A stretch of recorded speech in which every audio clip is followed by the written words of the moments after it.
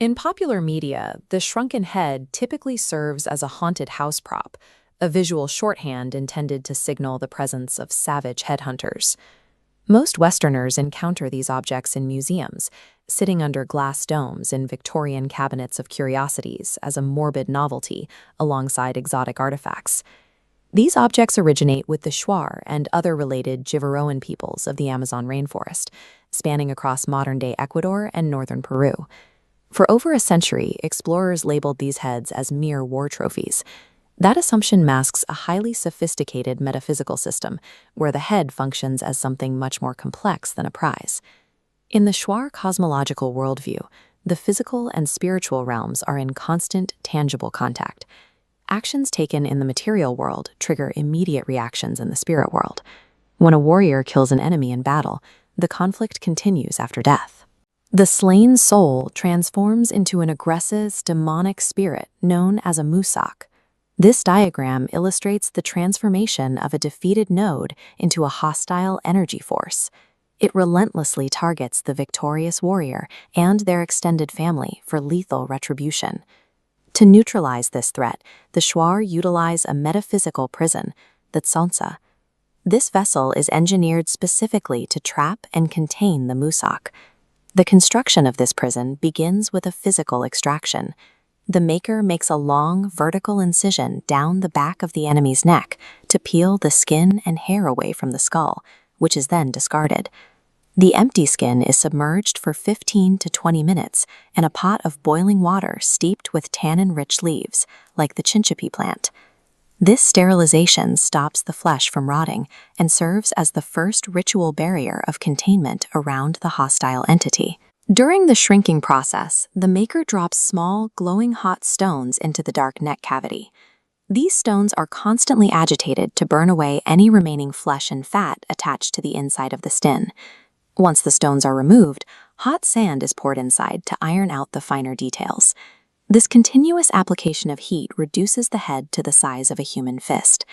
The physical evidence of this process is visible on this Tzantsa. Notice the narrow forehead next to the ruler scale. Because the skin was scalding hot, the maker used palm leaves to protect their hands, leaving distinct indentations on the temples. Erasing the original human features and radically miniaturizing the vessel physically degrades the musak. As the head shrinks, the spirit's domain and power contract with it. To finalize the containment, the eyes are sewn shut and the lips are pierced with 3 wooden pins, then tied closed with red cotton string. These chanta palm pins possess specific magical properties.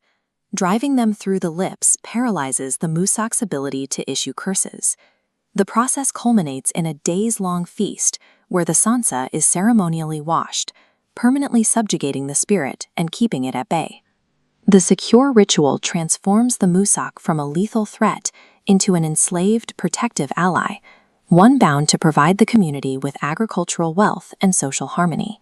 In the 19th and 20th centuries, explorers began treating these sacred prisons as curiosities. Outsiders categorized the tsantsas as morbid oddities to be displayed in museum exhibitions. This interest sparked a deadly economic exchange. Western collectors began trading modern firearms to indigenous tribes in direct exchange for shrunken heads. This foreign demand escalated intertribal violence and birthed a massive counterfeit market.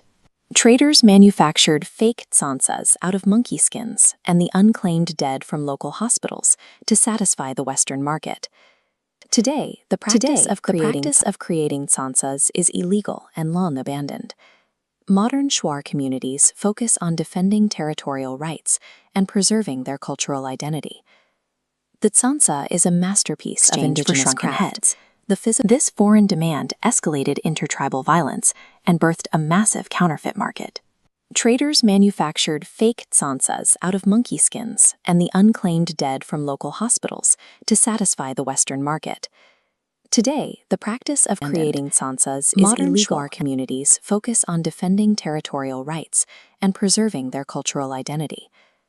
The Tzantsa is a masterpiece of indigenous craft, the physical manifestation of a belief system